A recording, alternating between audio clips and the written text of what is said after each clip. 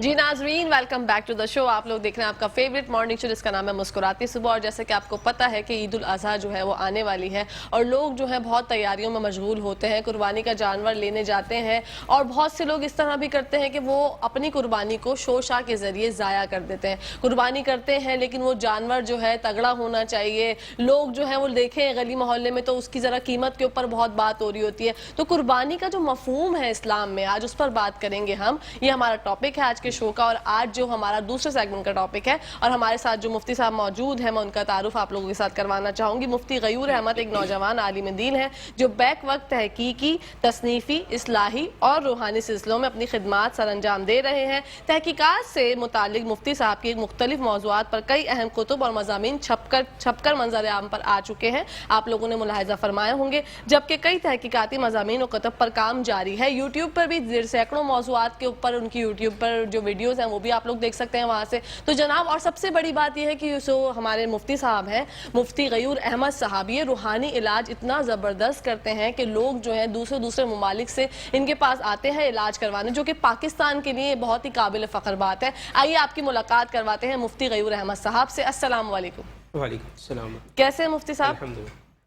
मुफ्ती साहब, जैसे कि मैंने जिक्र किया, इस्लाम में कुर्बानी का मफहूम क्या है, तो कुर्बानी की इब्तिदा कैसे हुई और कब हुई ये हम आपसे जानेंगे। लेकिन आपकी मुलाकात करवाना चाहूंगी अपने भाई नाज़ से, सैयद रेहान अनवर उनका नाम है। आइए बढ़ते हैं उनकी जानिब। अस्सलाम वालेकुम। कैसे हैं रेहान भाई? माशाल्लाह, वेरी गुड जी। सर, मुफ्ती साहब, कुर्बानी की इब्तिदा कैसे हुई और कब हुई? बहुत अच्छा सवाल है आपका, कुर्बानी की इब्तिदा कैसे हुई और कब हुई। अमूमन इसमें ये बात देखी जाती है और मशहूर जो है कि ये हज़रत इब्राहीम अलैहिस्सलाम से शुरू हुई और उन्होंने अपने बेटे को कुर्बानी गाह तक ले गए। लेकिन इससे बहुत पहले जब दुनिया की इब्तिदा हो रही है और हज़रत आदम अलैहिस्सलाम इस रूए ज़मीन पर तशरीफ़ ला रहे हैं, तो उसी वक्त हज़रत आदम अलैहिस्सलाम के दो बेटे हैं, एक हाबील है और एक काबील है। एक मामले पे जो बड़ा मशहूर मामला है कि भाई इससे शादी जो है लड़की से मेरी होगी, वो कहते हैं मेरी होगी। तो उसमें ये बात हुई कि भाई ये शादी तुम्हारी कैसे हो सकती है, काबिल को कहा गया, क्योंकि वो एक दिन दोनों पैदा हुए, तो वो बहन भाई थे। लेकिन उनका कहना यह था कि इसी से होनी चाहिए। बहरहाल ये केस हज़रत आदम अलैहिस्सलाम के पास गया। उन्होंने कहा कि भाई तुम दोनों एक एक कुर्बानी ले लो और ऊंचाई पे चले जाओ, और जिसकी कुर्बानी को अल्लाह ताला कबूल करेगा उसकी निशानी ये होगी कि आसमान से एक आग आएगी और उसको खा जाएगी। इसका मतलब ये है कि कुर्बानी कबूल हो गई। वत्लु अलैहिम नबा इब्नै आदम बिलहक़ इज़ क़र्रबा क़ुरबानन फ़तुक़ब्बिल मिन अहदिहिमा वलम युतक़ब्बल मिन अल-आख़र। यानी कुरान मजीद हमें इसमें इशारा कर रहा है कि जब वो दोनों अपनी अपनी कुर्बानी वहाँ पर ले गए, तो कुर्बानी ले जाने के बाद मुफस्सिरीन ने कहा है कि हज़रत हाबील तो मेंढा लेकर गए, जिसे हम दुम्बा कहते हैं, और जो काबिल जो थे उन्होंने अपना गल्ला कुछ पेश किया। लेकिन हुआ ये कि चूँकि हज़रत हाबील जो थे वो हक़ पर थे और काबिल हक़ पर ना थे, तो आसमान से एक आग आई और कुर्बानी कबूल हुई हज़रत हाबील की। तो कुर्बानी का एक कॉन्सेप्ट जो हमारे जहन में आता है कि वो हज़रत इब्राहीम से शुरू हुआ, इससे कई हज़ारों साल कबल जब दुनिया की इब्तिदा हुई है उसी वक्त कुर्बानी की इब्तिदा हो गई थी। और इस तरीके से निशानियाँ बनाई गई कि भाई अगर किसी मामले पर फ़ैसला करना है तो दोनों अपना अपना जानवर लेके ऊंचाई पे चले जाओ, अल्लाह रब्बुल इज़्ज़त से दुआ करो। जिस जानवर की अल्लाह ताला कुर्बानी कबूल करेगा उसकी निशानी ये होगी, आसमान से आग आएगी, उसको खा जाएगी, लिहाजा वो बंदा हक़ पर होगा, दूसरा ना हक़ होगा, उसको अपने हक़ से हटना पड़ेगा। तो ये कुर्बानी की इब्तिदा इस तरीके से। अच्छा, और वो कब इब्तिदा हुई ये भी आपने बता दिया। कुर्बानी की हकीकत क्या है मुफ्ती साहब? कुर्बानी की हकीकत इसमें अल्लाह रब्बुल इज़्ज़त कुरान मजीद में वाज़ेह तौर पर इरशाद फरमा रहे हैं कि वल बुदन जअलनाहा लकुम मिन शआइरिल्लाहि लकुम फ़ीहा खैर फ़ज़्कुरुस्मल्लाहि अलैहा सवाफ़ फ़इज़ा वजबत जुनूबुहा फ़कुलू मिनहा वअतइमुल क़ानिअ वल मुअतर कज़ालिका सख़्ख़रनाहा लकुम लअल्लकुम तशकुरून। अल्लाह रब्बुल इज़्ज़त फरमा रहे हैं कि ये जो ऊँट की कुर्बानी है ये हमने इसलिए की है क्योंकि ये अल्लाह रब्बुल इज़्ज़त की एक तो निशानी है। अब तुम जब इसको कतार में खड़ा करो, इसको ज़िबा करो, और जब वो अपने पहलू पे गिर जाए तो आप चाहो तो फ़कुलू मिनहा वअतइमुल क़ानिअ वल मुअतर, या तो खुद खाओ या सवाल करने वालों को खिलाओ या बैठे रहने वालों को खिलाओ, यानी गरीब गुरबा में तकसीम कर दो। और अल्लाह रब्बुल इज़्ज़त कह रहा है कि ये जो कुर्बानी है ये तुम्हारे काबू में नहीं थी, इसको सख़्ख़रनाहा लकुम, हमने तुम्हारे लिए मुसख्खर किया ताकि तुम उसको कंट्रोल करो। हमने देखा कुर्बानी के दिनों में छोटे छोटे बच्चे जो है वो जानवर लेके चल रहे होते हैं। तो ये अल्लाह रब्बुल इज़्ज़त की ख़ास निशानी है कि अल्लाह ताला ने इतने भारी जानवर को, यानी मशहूर है कि अगर जानवर को अपनी ताकत का पता चल जाए तो उसको पता लग जाए कि मैं क्या चीज़ हूँ, لیکن چونکہ اللہ رب العزت نے اس کو اتنا دماغ نہیں دیا تو ایک چھوٹی کم عمر کا بچہ بھی ان کو ٹہلا رہا ہوتا ہے قربانی کے جانوروں کو، اور خوب مزے ہماری قربانی کے دنوں میں ہو رہے ہوتے ہیں۔ تو اللہ رب العزت کہہ رہے ہیں کہ یہ جو نشانی ہے یہ بھی میری نشانی ہے کہ میں نے اتنے بڑے بڑے جانوروں کو جن کے قد تمہارے سے جو ہے وہ کئی گنا لمبے ہیں، ان کو بھی میں نے تمہارے لیے مسخر کر دیا لعلکم تشکرون، تاکہ تم شکر ادا کرو۔ اصل پھر جو فلسفہ بیان ہو رہا ہے آگے وہ یہ ہو رہا ہے کہ اللہ رب العزت کہہ رہا ہے کہ لن ینال اللہ لحومها ولا دماؤها، کہ یہ جو تم قربانی کرتے ہو نا، تو نہ اللہ رب العزت کو تمہارے گوشت کی ضرورت ہے، نہ ہی تمہارے خون کی ضرورت ہے جو تم خون بہا رہے ہو۔ اللہ رب العزت کیا پہنچے گی؟ ولاکن ینالہ التقوی منکم، جو تمہارا تقوی اور پرہیزگاری ہے، جو تمہارا اخلاص ہے۔ جیسے آپ نے شروع میں بات کی کہ دکھلاوا بہت ہے، تو دکھلاوے سے ہٹ کے یہ جو اخلاص ہے، جو صبر ہے، جو یعنی دل سے ڈر کر ایک انسان اخلاص سے خواہ جتنے کے بھی جانور لے کر آئے استطاعت کے مطابق، اپنی استطاعت سے بڑھ کے اتنا نہیں کرے کہ جس کی وجہ سے اس کو پورے سال کی پریشانی ہو جائے، تو اتنا کرے جو اپنی استطاعت کے مطابق ہو اور اس کے اندر تقوی کو ملحوظ رکھے، یہی اللہ رب العزت کو چاہیے۔ پھر اللہ رب العزت وہی کہہ رہا ہے کہ کذالک سخرھا لکم لتکبروا اللہ علی ما ھداکم، کہ یہ چیزیں ہم نے تمہارے لیے اس لیے مسخر کی تاکہ تم اللہ رب العزت کی بلندی کو بیان کرو، اس کی تکبیر کو بیان کرو۔ کیوں؟ کیونکہ اللہ رب العزت نے تمہیں صحیح وے میں قربانی کا راستہ دکھلایا، صحیح وے میں بالکل دکھلایا، ورنہ تم ادھر ادھر بھٹکتے رہتے، ساری چیزوں میں چلے جاتے۔ تو یہ اللہ رب العزت کی طرف سے قربانی کا بتایا گیا کہ اس کی حقیقت یہ ہے قربانی۔ ماشاءاللہ۔ مفتی صاحب یہ فرمائیے گا، پہلی امتوں میں کی جانے والی قربانی اور اس امت میں کی جانے والی قربانی میں کیا فرق ہے اور امتیاز کیا ہے؟ جی بالکل، اس میں شروع میں ایک بات ہم نے عرض کی، جیسا کہ پچھلی امتوں کے اندر جو قربانی ہوا کرتی تھی، اس قربانی میں اور اس قربانی میں فرق یہ ہے کہ پہلی امتوں میں جو قربانیاں ہوتی تھیں اس کی ایک خاص نشانی یہ ہوتی تھی کہ آگ آ کے کھا جاتی تھی، لیکن اس امت کے اندر اللہ رب العزت نے امتیوں کے ساتھ پردے کا ایسا معاملہ کیا ہے کہ ہر بندہ قربانی کر رہا ہے، قبول کس کی ہوگی وہ آخرت میں پتہ لگے گا۔ بے شک یہاں کوئی بدنام نہیں ہوگا، یہاں کسی کو بے عزت نہیں کیا جائے گا۔ پہلے دور میں یہ ہوتا تھا کہ یار تمہارا شاید حرام کا مال ہوگا تبھی تو اللہ تعالیٰ نے تمہاری قربانی قبول نہیں کی، اپنی اصلاح کرو، اپنے مال کی طرف دیکھو، کہیں حرام تو نہیں کماتے، میری قربانی قبول ہو گئی۔ جس کی قربانی قبول ہوئی وہ شکریہ ادا کر رہا ہے، جس کی قربانی قبول نہیں ہوئی وہ پورا سال شرمندہ گھوم رہا ہے، اسی لیے کہ وہ اس کے اوپر شک ہونے لگ جاتا تھا کہ یار اس کی قربانی کیوں نہیں قبول ہوئی۔ لیکن یہاں پہ اللہ رب العزت کا پچھلی امتوں میں اور اس امتوں میں اللہ تعالیٰ کا اتنا ستاری کا معاملہ ہے کہ کوئی بھی کسی بھی طریقے سے قربانی کرے، وہ قربانی ہو گئی، اب اس قربانی کا نتیجہ کیا نکلے گا، کیا اس پہ اجر مل رہا ہے یا نہیں مل رہا، وہ آخرت میں اللہ جانے اور بندہ جانے، یہاں کسی کو شرمندہ نہیں کیا جائے گا۔ سبحان اللہ، بہت بہت اچھی آپ نے بات بتائی۔ ہم مفتی صاحب، میں پڑھتی ہوں ریحان کی جانب، اور ریحان آپ سے کلام کی فرمائش کرتے ہیں۔ محمد مبارک وسلم۔ اللہم صلی علی سیدنا و مولانا محمد، اللہم صلی علی سیدنا و مولانا محمد وعلی سیدنا علی و سیدتنا فاطمہ و سیدتنا زینب و سیدنا حسن و سیدنا حسین، اللہم صلی علی سیدنا و مولانا محمد۔ پیارے نبی کی ذات پر رب کا درود ہے، پیارے نبی کی ذات پر رب کا درود ہے، سلطان دو جہان پر سب کا درود ہے، اللہم صلی علی سیدنا و مولانا محمد۔ پڑھتے ہیں گر درود تو ملتا ثواب ہے، پڑھتے ہیں گر درود تو ملتا ثواب ہے، بھیجیں اگر سلام تو بھیجیں اگر سلام تو آتا جواب ہے، اللہم صلی علی سیدنا و مولانا محمد۔ जन्नत में मुस्तफ़ा के सहाबा जहाँ रहे, जन्नत में मुस्तफ़ा के सहाबा जहाँ रहे, या रब मेरी दुआ है, या रब मेरी दुआ है, मेरे बाबा वहाँ रहे। अल्लाहुम्मा सल्ले अला सैयदना व मौलाना मुहम्मद। जन्नत में सैयदा की, जन्नत में मुस्तफ़ा की, जन्नत में सैयदा की कनीज़े जहाँ रहे, या रब मेरी दुआ है, या रब मेरी दुआ है, मेरी माँ वहाँ रहे।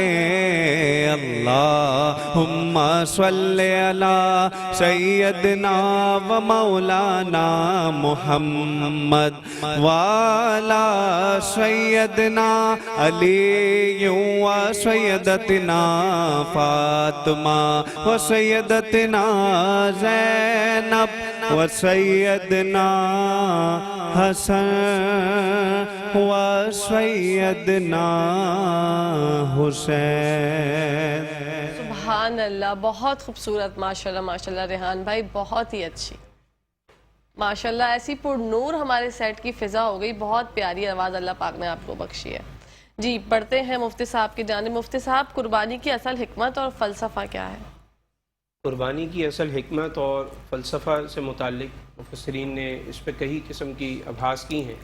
मसलन कुर्बानी की हिकमत और फ़लसफ़े में सबसे पहली चीज़ तो इंसान की नीयत है कि अल्लाह रब्बुल इज़्ज़त ये कह रहे हैं कि मेरे लिए हमेशा नीयत ऐसी रखो खालिस कि हमेशा कुछ ना कुछ कुर्बान करने के लिए और अपनी यानी जेब से और अपनी एक ज़ात से जो है कुछ तुम्हारा कंट्रीब्यूशन हो जाए, इसके लिए हमेशा तैयार रहा करो, अपना जहन बनाया करो, अपनी नीयत बनाया करो। नंबर दूसरी बात यह है कि कुर्बानी के अंदर दूसरी चीज़ ये है कि आपका माल खर्च हो रहा है। नंबर तीसरी चीज़ ये है उस माल के एवज़ में एक जान खरीद के लाई जा रही है, फिर उस जान से एक इंसान की ज़ाहिर है एक कल्बी एक लगाव हो जाता है। इसीलिए उलमा ने फरमाया कि जानवर को ज़रा पहले लेकर आओ ताकि जब तक वो तुम्हारे पास रहे तुम उसका ख्याल करो, तो जब वो ज़िबा हो रहा हो तो तुम्हारी उससे उनसियत इस कदर बढ़ जाए कि जब तुम उस पर छुरी फेर रहे हो तो तुम्हारे दिल में एक एहसास हो कि यार मेरी से इतनी उनसियत हो गई थी, दिल तो नहीं चाह रहा फेरने का, लेकिन चूँकि अल्लाह रब्बुल इज़्ज़त का हुक्म है, लिहाजा मैं अपनी नफ्स को अल्लाह रब्बुल इज़्ज़त की जो रज़ा है उसके ऊपर कुर्बान कर रहा हूँ। तो लिहाजा दूसरी हिकमत ये पता लगी कि जानवर की खिदमत करना, इससे एक इंसान में आजिज़ी आती है, क्योंकि जानवर जो है उसके अंदर दिमाग तो होता नहीं। जानवर अक्सर जो है वो तंग भी करता है, कभी लात मार दी, कभी धक्का दे दिया, कभी जो है उससे नापाकी कर दी, वो आपके कपड़ों को लग गई। तो ये सारी चीज़ें आप जो बर्दाश्त करेंगे यही तो क़यामत वाले दिन आपके नामा अमाल में तुलेंगी, यही तो सारी मुसीबतें और परेशानियाँ आपके नामा अमाल में आगे बढ़ने का सबब बनेंगी। फिर आप उस पर छुरी फेर रहे हैं और छुरी फेरने के बाद आप अपनी ख्वाहिशात को भी उसके साथ कुर्बान कर रहे हैं। तो इसमें फ़लसफ़ा ये है कि सिर्फ जानवर पर छुरी ना फेरो, बल्कि अगर मेरा हुक्म मिले तो अपनी ख्वाहिशात नफसानी जो है उस पर भी छुरी फेर दो। ये जो है वो फ़लसफ़ा है कुर्बानी का, जो इसमें उलमा इकराम ने बहुत गहरी और बहुत तवील बातें की हैं। हमारा प्रोग्राम इस बात की इजाज़त नहीं देता, इसमें बहुत कई पूरी किताबें लिख दी गई हैं। तो इसमें यानी बुनियादी तौर पे ये है। फिर उसके बाद जो उसका गोश्त होगा, उस गोश्त को ये नहीं करना कि आपने डीप फ्रीज़र में स्टॉक कर देना है और एक साल तक और 9 महीने तक। बाज़ जगह पे ये खबरें मिली हैं तो बड़ी हैरानगी होती है कि लोग 9 महीने 10 महीने कैसे गोश्त खा लेते हैं। बिल्कुल, अगरचे जाहिर है आपको पता है कुर्बानी का फ़लसफ़ा यही है कि जब आपने किया है तो उन लोगों तक भी पहुँचाना है जिनके घर में ये खुशी उनको नसीब नहीं होती, जिनके पास ये सतात नहीं है, जो गरीब गुरबा लोग हैं। इसीलिए फरमाया कि जब कुर्बानी करो तो एक हिस्सा अपने लिए, एक हिस्सा रिश्तेदारों के लिए और तीसरा हिस्सा गुरबा के लिए रखो, ताकि तुम्हें उसका पूरा मुकम्मल सवाब मिल सके। तो इसमें और मज़ीद लतीफ़ बातें की गई हैं। तो ये है कुर्बानी का फ़लसफ़ा और इसकी हिकमत। तो मुफ्ती साहब, आजकल तो देखा ये गया है कि लोग जो है बहुत ज़्यादा, जैसे मैंने जिक्र किया, शोशा का बहुत ज़्यादा शिकार है, दिखावा बहुत ज़्यादा करते हैं, और जानवर जब लाते हैं तो बाकायदा बैठ के डिस्कशन हो रही होती है, जब वो उतरता ही है, और नजर बद भी कभी कभी जानवरों को खा जाती है, क्योंकि शो ऑफ जब ज़्यादा होता है, पैसों की बहुत बात हो रही होती है। तो अपनी जो इस तरह से शो ऑफ करना और जानवर की कीमत बता देना कि भाई इतने का लिया है, और उससे अपनी पर्सनैलिटी को ज़्यादातर दिखाना कि भाई मेरे पास तो बहुत पैसा है, आपके पास नहीं है। अगर आपका जानवर 50 का है तो भाई आपने تو بہت کم کا خریدا, میرا جانور لاکھوں کا ہے. اس بارے میں آپ کیا فرمائیں گے؟ بہت اچھا سوال ہے, اور یہ آج کا مطلب یعنی ایک المیہ ہے ہمارا. لوگ مہنگے جانور کی طرف جا رہے ہیں اور شو آف کروانے کے چکر کے اندر لگے ہوئے ہیں, اور پھر آپ نے بولا نظر بد. نظر بد جانور کو کیا, اس انسان کو بھی لگ گئی. بالکل صحیح بات. بعد میں وہ کہہ رہا ہے جی ہم نے تو قربانی کی, اور اللہ تعالیٰ تو فرماتا ہے جو جانور قربان کرے گا یا اللہ کے راستے میں ایسا کرے گا اس کو پورے سال مصیبتیں نہیں آئیں گی. اللہ کے نبی کے جیسے فرامین ہے زکوٰۃ کے بارے میں اور قربانی کے بارے میں کہ جس سے مصیبتیں دور ہوتی ہیں, انسان کا پورا سال اچھا گزرتا ہے, اس طرح کے مفاہیم ہیں. تو پھر بھی مصیبتیں دور نہیں ہو رہی, تو بھائی اپنی نیت کو چیک کرو نا کہ آپ کی نیت کیا تھی. ایک عالم دین بہت پیاری بات کر رہے تھے, وہ فرما رہے تھے کہ ایک جانور 10 لاکھ کا لایا جا رہا ہے, خدا کے بندے 1 لاکھ کے 10 خرید لیتے. بالکل کتنی قربانیاں ہو جاتی ہیں. اصل چیز گوشت نہیں ہے, اصل چیز تو اللہ تعالیٰ کیا پہنچے گا, تقویٰ پہنچے گا. بالکل. اس میں آپ اپنے آباء و اجداد کی, انبیاء اکرام کی, صحابہ, بزرگان دین, سب کے پتہ نہیں کتنوں کا نام لے لے کر ان کے حصے جو ہے وہ آپ وقف کر سکتے ہیں. لیکن آپ کا چونکہ رجحان ہی کسی اور طرف ہے, آپ کی نیت ہی کچھ اور ہے, اور اللہ تعالیٰ نیتوں پر ہی فیصلے کرتے ہیں. بے شک. تو اب اس طریقے سے کرنا اور صرف اس لیے جانور لے کر آنا کہ وہ فخر کا باعث بنائیں گے. اور پھر اس میں ایک اور بڑی اہم بات جو علماء اکرام کہتے ہیں, یعنی جس طریقے سے حدیث شریف میں آیا کہ جہاں پر گھنٹی کی آواز ہوتی ہے تو شیطان اس کے ساتھ ہوتا ہے. یعنی گھنٹی کی آواز میں جو میوزک ہے اس کے اندر شیطان ہے. آج جب ہم قربانی کا جانور لے کر آ رہے ہیں تو اس کو جان بوجھ کر جو ہے وہ گھنگرو پہنائے جا رہے ہیں, اور اس کو چھن چھن کرتے ہوئے جو ہے اس گھنٹی کی آوازیں اور گلے میں گھنٹیاں لگی ہوئی ہیں, اور اس کو بھگایا جا رہا ہے تاکہ پورے محلے والے دیکھیں کہ قربانی کا جانور جا رہا ہے. حالانکہ یہ کوئی نوٹ نہیں کر رہا کہ اس کے ساتھ جو گھنٹیاں لگا دی گئی ہیں اس کے ساتھ تو شیطان چل رہا ہے. بالکل. تو قربانی کے جانور سے گھنٹیوں کا اور گھنگروں کا تعلق کہاں سے آ گیا, یہ تو آج تک سمجھ نہیں آئی. اس کا مقصد سوائے اس کے کیا ہو سکتا ہے کہ آپ شو آف ہی کروا رہے ہیں اور کیا کر رہے ہیں. بالکل صحیح. کہ جب جانور جائے گا اس کو بھگائیں گے تو 10 لوگ جو ہے وہ گھر سے نکل کے دیکھیں گے کہ بھائی کس کا جانور جا رہا ہے. تو یہ ایک فخر کے لیے کیا کیا طریقے اور حربے ہم نے آزمائے ہوئے ہیں, اور ہم نے اتنے پاکیزہ جانور کو جو اللہ رب العزت کی خالصتاً رضا کے لیے لایا گیا, اس کے ساتھ گھنٹیوں کو جوڑ کر, ان کے ساتھ مختلف قسم کے جو میوزیکل انسٹرومنٹ ہیں ان کو جوڑ کر ہم نے اس کو کچھ اور ہی رنگ دینے کی کوشش کی. تو بالکل یہ چیزیں اب سمجھ سے بالکل بالا تر ہوتی جا رہی ہیں کہ معاشرہ کس طرف جا رہا ہے. بالکل سمجھنے کی ضرورت ہے, غور و فکر کرنے کی ضرورت ہے. جیسے کہ میں نے بات کی شو آف کے حوالے سے, مفتی صاحب بہت دفعہ یہ بھی دیکھا گیا ہے, اور میں آپ سے جاننا چاہوں گی کہ جن لوگوں پر قرض ہوتا ہے, قرضہ ہوتا ہے, کیا وہ قربانی کر سکتے ہیں؟ جی بہت اچھا سوال ہے یہ. اصل میں قرضے سے متعلق یہ بات ہے کہ مثلاً اگر کسی کے پاس قرضہ 3 لاکھ ہے اور اس کی سیونگ 21 لاکھ ہے, تو 21 لاکھ اگر اس کی سیونگ ہے اور اس نے وقت مقررہ پر ایک بندے کو دینے ہیں, اس کو پتہ ہے کہ یار ٹینشن نہیں ہے میں دے دوں گا, تو ایسا شخص تو وہ 3 لاکھ نکال کے صاحب استطاعت تو بنا. بالکل. لیکن ایک بندے کے پاس ہے ہی 1 لاکھ اور اس کو 1 لاکھ ہی دینے ہیں, اور وقت بھی قریب آ رہا ہے دینے کا, اور اس کو پتہ ہے کہ میرے پاس کہیں اور سے آنے والے بھی نہیں ہیں, تو پھر ایسے شخص پر قربانی کر کے کیا کرے گا؟ پہلے قرضہ ادا کرے, جلد از جلد اپنے سر سے اس کا ایک بوجھ ہے اس کو اتارے. تو اصل میں پرسنٹیج دیکھی جائے گی. ٹھیک ہے. کہ اگر ایک بندے کی 1 لاکھ قرضہ ہے, اس کے پاس 4 لاکھ ہے لیٹ سپوز, تو وہ جو خرچ کرنے کے بعد اس کا ماہانہ خرچے کے بعد کیا اس کے پاس اتنا بچ رہا ہے منتھلی اس کے سارے خرچے نکالنے کے بعد؟ اگر بچ رہا ہے تو 1 لاکھ تو الگ سے رکھے ہوئے ہیں دینے کے لیے, اس کے علاوہ میں دیکھا جائے گا کہ اب کیا ہے پرسنٹیج. یہ ہم نے اس میں بھی دیکھا بہت سارے لوگوں کو کہ اگر ان کے پاس سیونگ 5 لاکھ ہے, 6 لاکھ ہے, بھائی قربانی کیوں نہیں کر رہے؟ یار قرضہ ہے. قرضہ کتنا ہے؟ 80,000. بھائی 80,000 خرچہ ہے, تمہارا قرضہ ہے, 5 لاکھ تمہارے پاس سیونگ ہے, تو 80,000 تمہارا کیا بگاڑے گا اس قربانی سے؟ بالکل. تو بتانے کا مطلب یہ ہے کہ کچھ چیزوں کو تھوڑا سا مینیج کرنے کی ضرورت ہے اور سمجھنے کی ضرورت ہے. پلس یہ کہ بہت ساری چیزوں میں ہم شادی بیاہ اور دیگر تقریبات میں ہم دیکھتے ہیں کہ ہم بڑھ چڑھ کے جو ہے نا ضرورت سے زیادہ خرچ کر رہے ہوتے ہیں, لیکن جہاں پر ایسی چیزیں آ جاتی ہیں وہاں پر ہم شریعت کی اتنی ڈیپ پتہ کرنے کی کوشش کرتے ہیں کہ یار کسی طرح ہماری جان چھوڑیے. یعنی لوگ قربانی دینے کے لیے اور اس لیے مسئلہ نہیں پوچھ رہے ہوتے کہ یار ہمیں کوئی گنجائش نکلتی ہے کہ ہم قربانی کر لیں, لوگ اس لیے مسئلہ پوچھ رہے ہوتے ہیں کہ یار کوئی گنجائش نکلتی ہے کہ ہم نہ کریں.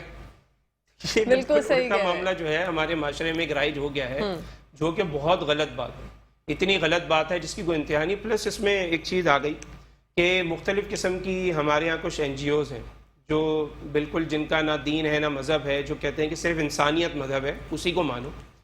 یہ حضرات جو ہے قربانی کے دنوں میں خاص طور پہ یہ میسج فارورڈ کیا جاتا ہے کہ بھائی تم 10 لاکھ کا جانور خرید رہے ہو، اس سے تو کسی غریب بچی کی جو ہے نا شادی بھی ہو سکتی تھی، فلانے کو جہیز بھی مل سکتا تھا، یوں کیوں کیا وہ کیوں کیا. تو ایسے پروپیگنڈے سے بھی اس موسم میں بچنا چاہیے، کیونکہ چیریٹی کرنے کے لیے پورا سال پڑا ہے، زکوٰۃ دینے کے لیے رمضان پڑا ہے، یعنی آلموسٹ جو لوگ زکوٰۃ ادا کرتے ہیں ان دنوں میں آپ صلی اللہ علیہ وسلم نے فرمایا قربانی کے دن اللہ رب العزت کو خون بہانے سے زیادہ کوئی بھی عمل محبوب نہیں. ان 3 دن صرف اور صرف زیادہ سے زیادہ خون بہایا جائے جانوروں کا. اس کے اندر یہ پروپیگنڈا کہ یار اس کو نہیں دیا اس کو نہیں دیا. بھائی جس کے گھر مسئلہ ہے اس کو جا کے اگر کسی بچی کی شادی ہے، آپ نے بڑا جانور کاٹا ہے، آپ اس کو 1 من گوشت دے کر آ جائیں، 6 دن بعد اگر اس کی شادی ہے تو وہی گوشت پکا کے مہمانوں کو کھلا دے. صحیح بات ہے. یعنی چیزوں کو مینج کرنے کی کوشش نہیں کی جا رہی، بلکہ شریعت کو بگاڑ کے ڈائیورٹ کرنے کی کوشش کی جا رہی ہے. یہ کیوں کر رہے ہو، وہ کیوں نہیں کر رہے. اگر ہم مینج کرنا چاہیں تو اسی گوشت کو مینج کر سکتے ہیں. شادی میں مہمانوں کو کیا کھلائیں گے، کچھ تو کھلائیں گے نا، تو یہ گوشت دے دے غریب کو اٹھا کے. بالکل صحیح بات ہے. بہت اچھی گفتگو جاری ہے مفتی صاحب سے. بریک پر جانے کا ٹائم آ گیا ہے. جب بریک سے واپس آئیں گے تو مزید ان باتوں کو کنٹینیو رکھیں گے. کہیں جائے گا نہیں. دکھتے رہیے مسکراتی صبح. میرے مولا کرم ہو کرم، میرے مولا کرم ہو کرم،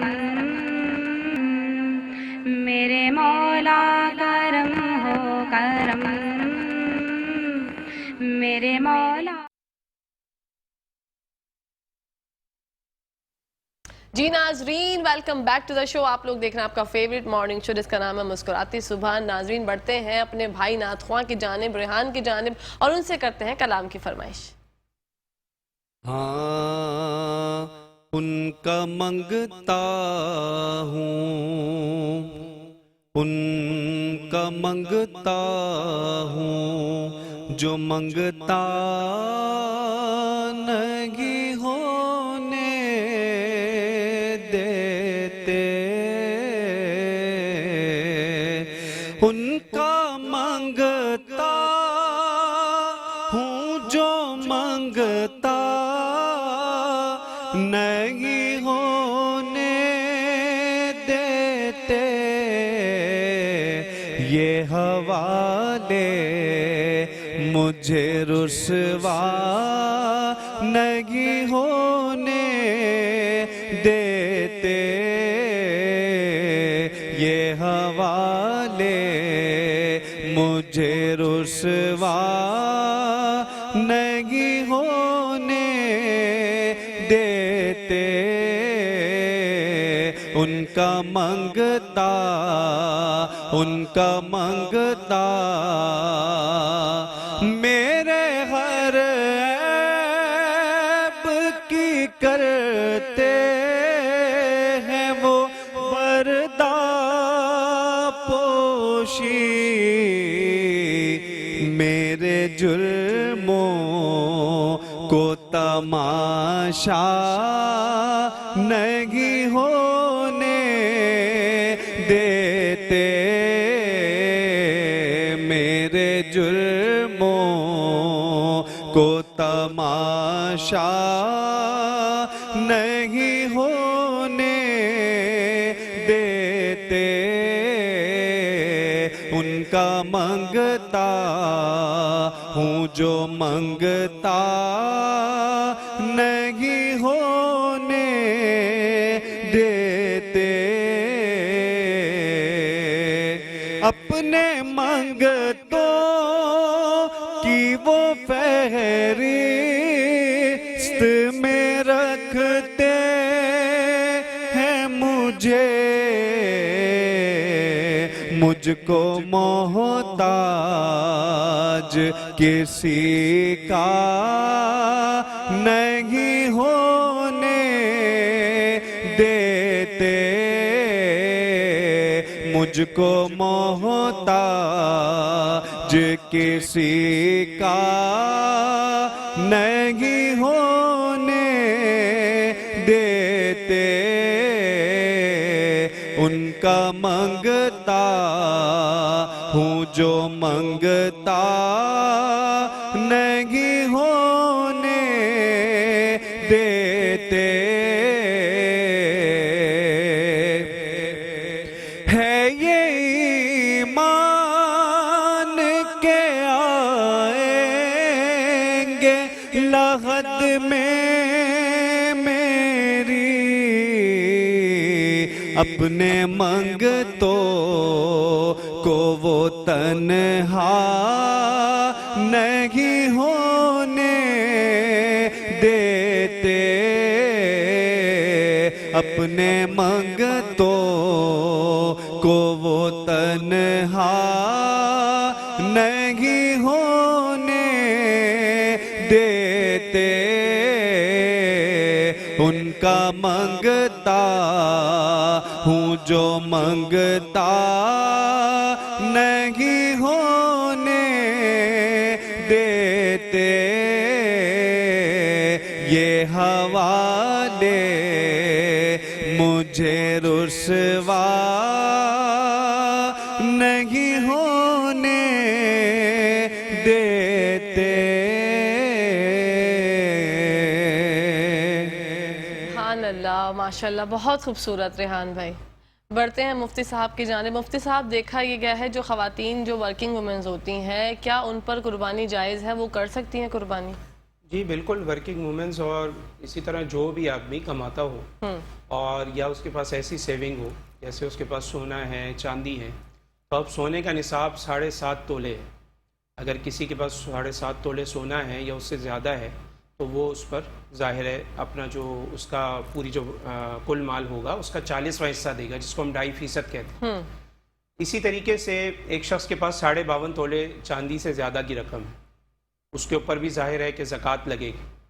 اور اسی طریقے سے کسی کے پاس 52.5 تولے چاندی نہیں ہے اور 7.5 تولے سونا بھی نہیں ہے، یعنی نہ سونے کا پورا نصاب ہے نہ چاندی کا ہے، لیکن ایک ورکنگ وومن ہے، اس کے پاس یہ دونوں چیزیں ہیں اور وہ کماتی بھی ہے. تو پورے سال کے بعد جو اس کی سیونگ ہے، اس سیونگ کو اس جو جتنی اس کے پاس چاندی ہے، جتنا سونا ہے، ان دونوں کے ساتھ انکلوڈ کیا جائے گا اور سب کے پیسے ٹوٹل کرنے کے بعد اس کا 40واں حصہ نکالا جائے گا. وہ جو 40واں حصہ ہوگا وہ ہوگی زکوٰۃ. لیکن جو قربانی کا معاملہ ہے وہ نصاب تو یہی ہے جو زکوٰۃ والا ہے، لیکن قربانی میں معاملہ یہ ہے کہ قربانی میں سال گزرنا شرط نہیں.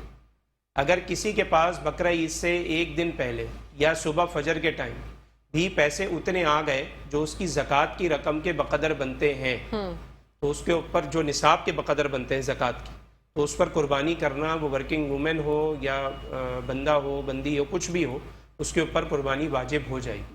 لیکن ہمارے یہاں آلموسٹ یہ ہوتا ہے، جو ہمارا معاشرہ ہے اس میں یہ ہوتا ہے کہ اگر بیگم کے پاس سونا رکھا ہوا ہے یا سیونگ رکھی ہوئی ہے تو شوہر ہی اس کی طرف سے ایک حصہ جو ہے وہ قربان کر دیتا ہے کہ بھائی آپ جو ہے، ایک میرا ہے، ایک میری وائف کا ہے، ایک والدہ کا ہے. جیسے الحمدللہ ہمارے ایک ماحول ہے، تو اس میں بھی فقہاء کرام نے کہا کہ قربانی ہو جاتی ہے، پھر عورت کو الگ سے قربانی کرنے کی ضرورت نہیں. ٹھیک ہے، کیونکہ ظاہر ہے وہ ثواب دید پہ تھا، بھائی آپ کر دیں میں کر دوں، ایک ہی بات ہے. تو انہوں نے کر دیا آپ کے اس کا، تو وہ ادا ہو جاتا ہے. تو آلموسٹ یہی ہوتا ہے ہمارے معاشرے میں. ٹھیک ہے، تو مطلب وہ صحیح طریقہ ہے، اگر وہ بھی ہو جاتا ہے تو وہ بھی ہو جائے، کوئی مسئلہ نہیں ہے، کیونکہ وہ آپ کی طرف سے قربانی ہو گئی. ٹھیک ہے. اچھا، عموماً یہ دیکھا گیا ہے کہ جو حصوں کا جو سلسلہ ہوتا ہے، جگہ جگہ پہ بینرز بھی لگے ہوئے ہوتے ہیں. کچھ لوگ اس میں جو ہے وہ مطلب آپ کو پتہ نہیں ہوتا، آپ بس پیسے جمع کروا دیتے ہیں اور آپ کو سمجھ نہیں آتی کہ بھئی آپ کی جو قربانی کے پیسے تو آپ نے دے دیے، لیکن وہ کس طرح قربانی کا جانور قربان ہو رہا ہے، کس طرح پل رہا ہے، اس طرح سے آپ کو کچھ پتہ نہیں ہوتا. تو کیا یہ طریقہ صحیح ہے کہ آپ ایک جگہ پہ پیسے جمع کروا دیں اور اس میں سے حصہ آپ کا ہو جائے؟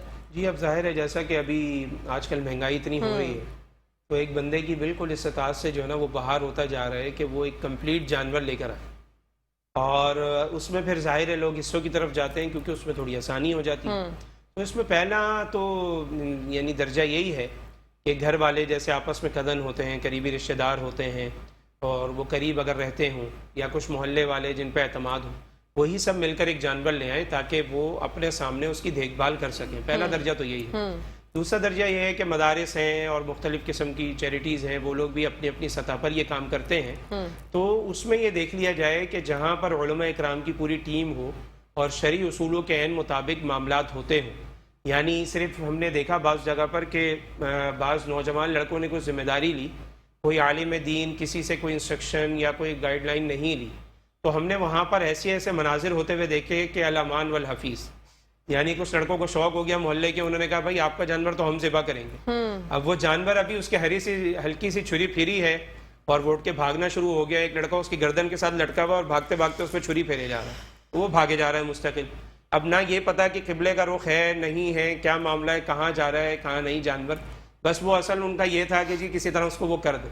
تو ایسے سینکڑوں واقعات وہ جو نئے نئے نوجوان جو ہوتے ہیں نا، جن کو شوق چڑھ جاتا ہے بلا وجہ کا، تو ایسے جو اپنی نوجوان نسل ہے جو بیچارے ابھی کم علم بھی ہیں اور ٹین ایجر بھی ہیں، تو ان کے ہاتھوں میں اپنی قربانیاں دے کر ضائع نہ کریں. آج بھی بہت سارے چیریٹی کے کام کر رہے ہیں نوجوان، ان کو سلام ہے، لیکن اگر ان کے ساتھ علماء کرام کی گائیڈ لائن نہیں ہے اور کوئی عالم دین ان کو سپورٹ نہیں کر رہا یا اس سے انہوں نے خود مدد نہیں لی، تو عالم دین کو کیا پڑی ہے کہ ان کو جا کر گائیڈ لائن دے جب وہ خود ہی رابطہ نہیں کر رہا ہے.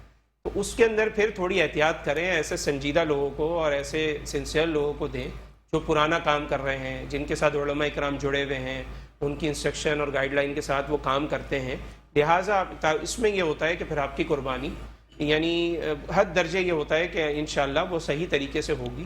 اور اس میں زیادہ تر مدارس آ جاتے ہیں جہاں پر کتابیں پڑھائی جا رہی ہیں، علماء اکرام تیار ہو رہے ہیں، وہاں پر تو 100% الحمدللہ یقین ہوتا ہے کہ وہ ساری چیزیں علماء اکرام کے سامنے ہی ہو رہی ہوتی ہیں.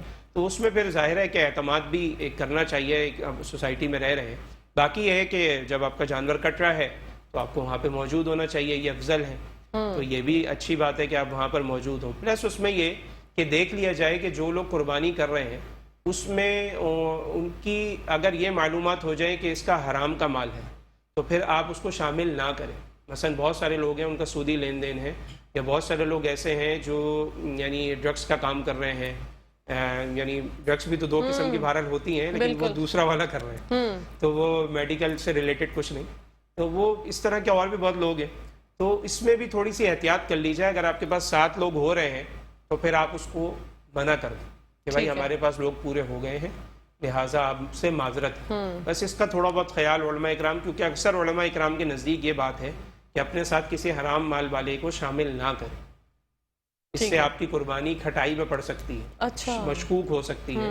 لیکن ظاہر ہے کچھ منورٹی علماء جو ہیں وہ کہہ رہے ہیں بھائی اتنی سختی نہیں ہے، اگر نہیں پتہ چلا یا کچھ ہو گیا ایسا تو اس میں پھر تھوڑی بہت گنجائش اس کی نکلتی ہے. اتنا سخت فتویٰ بھی دینا ضروری نہیں ہے، لیکن بہرحال احتیاط پہلے ہی کر لیں تو بہتر ہے، تاکہ وہ جو علماء کرام کا اختلاف ہے اس سے بھی ہم بچ سکیں، جو ڈیفرنٹ اوپینینز اس میں آ جاتے ہیں. بالکل. اچھا مفتی صاحب، آج کل دیکھا یہ گیا ہے کہ ہم جاتے ہیں، مطلب اب مارکیٹ سے منڈی سے جب جاتے ہیں جانور خریدنے تو ہم جانور خرید کے لے آتے ہیں، لیکن ہمیں نہیں پتا ہوتا کہ جانور کے ساتھ کوئی مسئلہ ہے یا وہ بیمار ہے. اور جب ہم اس کو خرید کے لے آتے ہیں، قربانی بھی کر دیتے ہیں، تو جب قصائی حضرات بتا رہے ہوتے ہیں کہ بھائی اس کے ساتھ تو یہ مسئلہ تھا. کبھی کبھی یہ دیکھا گیا جو بچیاں ہوتی ہیں وہ پریگننٹ ہوتی ہے، تو بڑا مسائل ہوتے ہیں اس کے بھی. تو اس پر روشنی ڈالیے گا کہ ہماری قربانی قبول ہو جاتی ہے؟ جی، اس میں بھی ظاہر ہے علماء اکرام ماشاءاللہ جو ہمارے فقہ امت ہے، اللہ ان کو جزائے خیر دے، ساری چیزیں مینشن کی ہیں انہوں نے. مثلا ایک تو یہ ہے کہ جو جانور ہے اس کا جو کان ہے وہ 1/3 کٹا ہوا نہ ہو. تھوڑا بہت ہلکا پھلکا کٹا ہوا ہے تو ٹھیک ہے، اتنا نہ کٹا ہو جس کو ہم 1/3 کہتے ہیں، ٹھیک ہے جی، اتنا نہ کٹا ہوا ہو. اسی طریقے سے اس کے جو دانت ہیں وہ ہوں، ایسا نہ ہو کہ اس کے دانت اتنے چھوٹے ہوں یا بالکل نہ ہو کہ وہ چارہ چبا ہی نہ سکتا ہو، یہ عیب ہے. اسی طریقے سے جانور جو ہے وہ اندھا ہو، ٹھیک ہے، یا اتنا پاگل ہو کہ اس کو یہ سینس نہ ہو کہ بھائی مجھے کوئی چارہ کھلا رہا ہے، یا وہ قربانی گاہ تک چل کر بھی نہ جا سکتا ہو. اسی طریقے سے وہ لنگڑا نہ ہو، ٹھیک ہے، اور اسی طریقے سے اس کو اتنی گہری چوٹ نہ لگی ہوئی ہو جو اس کے گوشت تک سرایت کر رہی ہو، اور اتنا کمزور جانور نہ ہو جس کا بالکل صرف گودا نظر آ رہا ہو اس میں، اس کے علاوہ اور کچھ نہ ہو، یعنی بالکل ایسا جو ہے وہ جانور ہو. اس طریقے کے جانور جو ہے ان کو لینے سے اوائڈ کرنا چاہیے. لیکن آپ جانور صحیح سالم لے آئے. اب جب قربانی ہو رہی ہے تو اس میں آپ کو پتہ ہے کھینچا تانی جانور کے ساتھ ہو جاتی ہے. تو جب اس وقت ہوئی اور اس کا کوئی ہاتھ پاؤں ٹوٹ گیا تو اس وقت اب اس ایپ کا اعتبار نہیں ہے، کیونکہ اب وہ قربانی کی جگہ پر کھڑا ہوا ہے. ٹھیک ہے، اب ہو ہی جاتا ہے کہ بھائی کھنچ گیا اور ایسا کچھ ہو گیا، ٹانگ ٹوٹ گئی، کھینچنے میں کسائی نے توڑ دی، اس میں پھر اس کا اعتبار نہیں کیا جائے گا، پھر آپ کی قربانی ٹھیک ہی ہوگی. ٹھیک ہے. تو اس میں یہ بات ہے کہ حد درجے کوشش کی جائے کہ عیب دار جانور نہ لیا جائے. بات پھر وہی ہو گئی کہ علماء کرام سے لوگ پوچھتے نہیں ہیں اور بعد میں پریشان ہوتے ہیں. تو ظاہر ہے کہ جو کام کرنے جا رہے ہیں اس کے ایکسپرٹ سے پوچھنا چاہیے. تو جب نہیں پوچھتے تو پھر ظاہر ہے مشکلات کا اور پریشانیوں کا شکار رہتے ہیں. بالکل.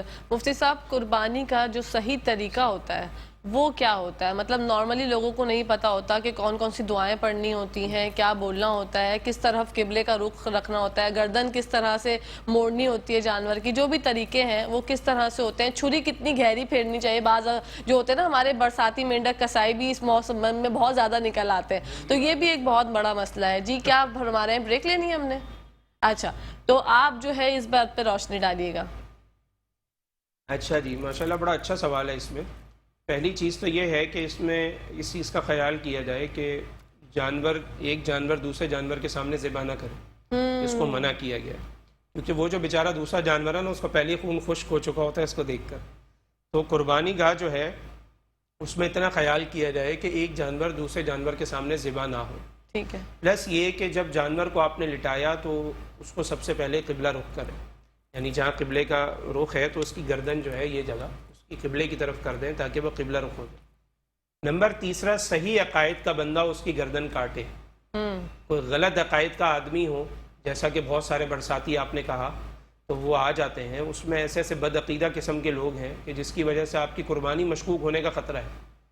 کوشش یہ کی جائے کہ جانور کو اپنے ہاتھوں سے ذبح کریں. کسائی کو بھی کہتے ہیں بھائی اس کی 4 رگیں تو میں ہی کاٹوں گا، جو کاٹنا ضروری ہے. آگے کی جو وینز ہوتی ہیں 4 وہ کاٹتے ہیں، اور ظاہر ہے اس میں پھر چھری اتنی تیز ہونی چاہیے کہ وہ جلدی سے کٹ جائے. جانور کو تکلیف دینا جو ہے وہ جائز نہیں ہے. تیز چھری ہو یہ بھی مستحب ہے. پھر اس کے بعد جب 4 رگیں کٹ گئیں اس کے بعد ظاہر ہے کہ پھر وہ کریں. اب اس میں یہ بات ہے کہ اگر آپ نے چھری پکڑی ہوئی ہے، دوسرے بندے نے چھری پکڑی ہوئی ہے، تیسرے نے بھی ہاتھ لگا دیا، تو اب ضروری ہے کہ جتنے بھی لوگ کاٹ رہے ہیں ان کو تکبیر پڑھنا لازمی ہے. بالکل ان کو تکبیر پڑھنا لازمی ہے. ہوتا کیا ہے، ایک پڑھ رہا ہے، 2 چھری کو ہیلپ کر رہے ہیں، وہ نہیں پڑھ رہے. یہ ایک بڑا مسئلہ ہے. یہ سارے مسئلے جو ہیں مفتی صاحب نے بتا دی. ہمارے پاس ٹائم کی کمی ہے. مفتی صاحب آپ کا بہت بہت شکریہ کہ آپ نے لوگوں کو اتنے اچھے طریقے سے بتایا. مجھے امید ہے جو ہمارے ناظرین دیکھ رہے ہیں انہوں نے بہت کچھ سیکھا ہوگا. آپ دونوں کا بہت بہت شکریہ. مفتی صاحب آپ کا بھی شکریہ. آپ کا بھی بہت بہت شکریہ ریحان بھائی. اسی کے ساتھ ساتھ ناظرین مجھے امید ہے آپ کو ہمارا آج کا شو پسند آیا ہوگا. انشاءاللہ پیر کو آپ لوگوں سے ملاقات ہوگی. اپنی ہوسٹ، اپنی دوست، اپنی پیاری سی سہیلی کہکشا فیصل کو اجازت دیجیے. پاکستان زندہ باد، پاکستان پائندہ باد. فی امان اللہ. اللہ حافظ. میرے مولا کرم ہو کرم، میرے مولا کرم ہو کرم.